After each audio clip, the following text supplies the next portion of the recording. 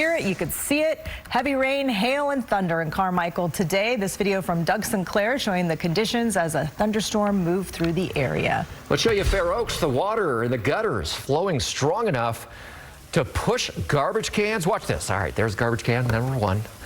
Kimberly Zykes, if you send us this video, there's a strong line of thunderstorms that hit that area just after noon. And watch right here. Wait for me. It's coming. Wait for me. There's the second guy. Yeah, fun video today. Thanks for sending that in. We love to see your weather videos. Heavy downpours leading to roadway flooding like this. This was I-80 this morning. One of the drains at I-80 and Watt Avenue got clogged.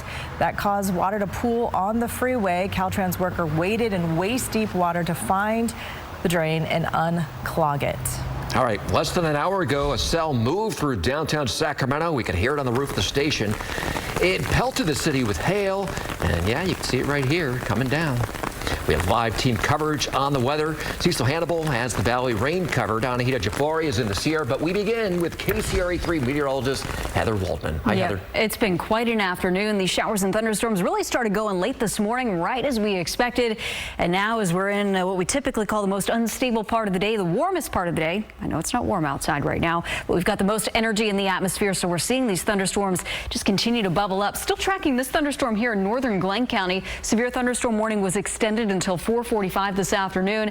This little gray spot right here, that's our radar picking up on a pocket of some large hail. It's actually gotten a little bit smaller, at least according to radar. It was close to 4/10 of an inch in diameter, now down to about 1/4 of an inch. But still, that's going to hurt if you're outside, and it could do some damage if you have your car parked outdoors. Farther off to the south and east, this is just to the east of Colusa. This line of cells is moving to the east. Not as strong as what I just showed you, but still a lot of lightning. Likely seeing that from the Sutter Buttes. In fact, here's our camera. That shower moving right over the Sutter Buttes. You can see the raindrops in the lens, but you can also see the sunshine off in the distance. So when we say isolated thunderstorms, that's what we talk about. In between, you get the sunshine. That can actually make the clouds look a lot more ominous than they may actually be. Escalon down to Riverbank. You've been kind of socked in with these heavier downpours for the past hour or so. There's the potential that we may have some street flooding in these areas. Flood advisory is in effect for much of the east side of the valley until 7:30 this evening. That's when things will ease up a little bit. Some steady rain to the south of Elk Grove. Maybe some rumbles of thunder as you head south into Thornton and in Galt. A couple of downpours we're tracking here in the northern part of Sacramento County, getting up into Placer County. That downpour staying just to the west of Roseville for the time being. But this is the radar loop over the past hour, and this is what I meant by that steady rain, just kind of staying in the same place. Not seeing any thunder or lightning in the foothills, but it is chilly and it is soggy. That's also feeding into some snow. We're going to talk more about the Sierra travel conditions in a few minutes. All right, we'll get back to you in a little bit. The heavy rain also hitting San Joaquin County today. Nancy Rostamali sent in this video of the downpour. Yeah, look at that. It was raining so hard, it was tough for the roof gutters to keep up, and our flag got wrapped around the pole there. And we could show you more impacts of the rain. Take a look at this neighborhood in Roseville. Yeah, the storm drains, they were plugging. They couldn't handle all the rain, and it led to some street flooding. You see some of the cars going through that water, which we tell you not to do. You're not supposed to do it. Speaking of street flooding. Yeah. KCRA 3 Cecil Hannibal is live in Roseville with a look at how the drivers are handling the wet conditions. Cecil? Well, guys, we're here in this neighborhood, and what a difference an hour makes. We could not stand where I am right now. Crews have been out here. They're wrapping up now. They just took the pump out. They had to pump out a whole lot of water that caused localized flooding right here. And just to tell you the story of what's been happening out here, we'll pan to the left over here. You see those ducks? Yeah, they literally came over here since the last time you saw us, and they were hanging out because they were in the body of water. And you can see what's happening right here live right now. I want to show you this video just so you can see we're not exaggerating when we say there was so much water in this neighborhood. I'm told from both the neighbors that I talked to out here that this has been a problem for the past 20 years. When they get a lot of rain really fast, it leads to localized flooding. I want to bring it back out here live. Okay, I don't want to disrupt the ducks, but just so you can understand, at one point the water was literally up to here, right? So a lot of flooding in this neighborhood, and when I talk to this home, when it's flooded like this, they literally can't leave. They have to make plans when rain's coming to park up the street, so if they need to leave, they can get out.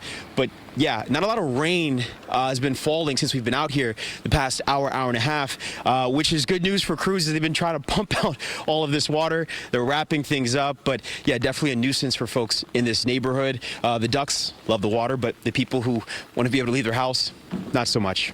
Live in Roseville, Cecil Hannibal, KCRA 3 News. All right, Cecil, thank you. Good thing they got that all cleared up there.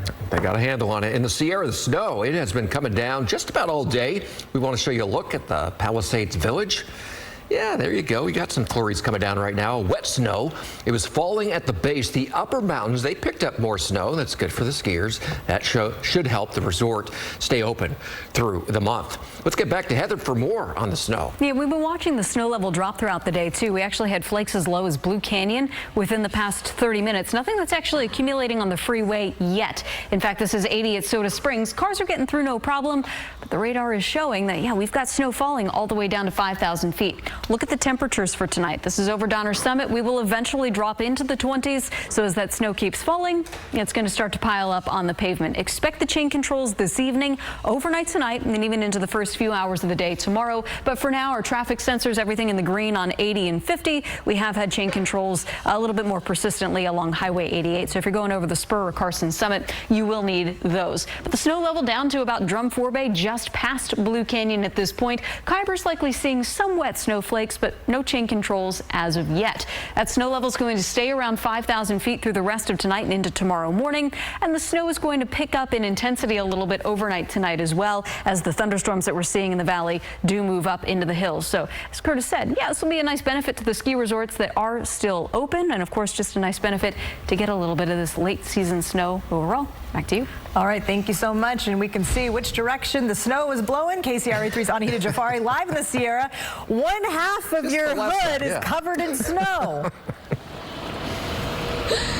Yes, you are correct. It is blowing in the direction of my eyes and my face. Despite whichever way we move, it somehow lands right in my face. But you can see, just being out here for the last 10 minutes, my microphone is actually like frozen over. If we move to this side, it looks a lot better, and my snowsuit as well. But I wanted to show you how heavy it's been coming down. I mean, just in the last hour. Take a look at this car to my left. This car over here covered completely in snow. The windshield, just snow all over it. I don't know where the driver of that car is, but they're going to come out to barely see their car pretty soon.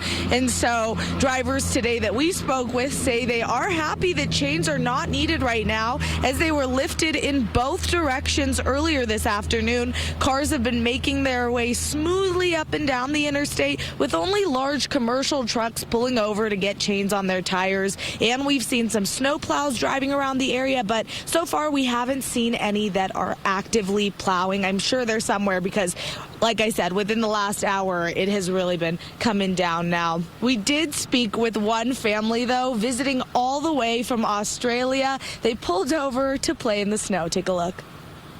We were just driving and we noticed that there's a lot of snow, so we came out and had to play. Was it your idea to get out and get into the snow? Half, sort of.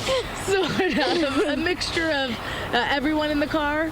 Yeah. Okay, and what was your favorite part of doing this with your family? I like throwing snowballs.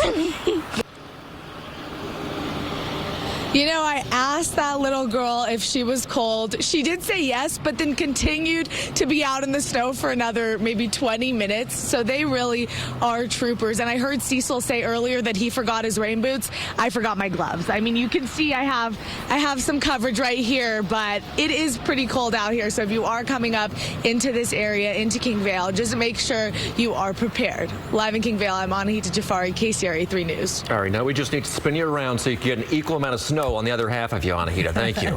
If you have photos or video of rain and snow that you'd like to share, download the KCRA 3 app, click the Upload tab to send them in. Make sure to turn on alerts to get severe weather information sent right to your phone.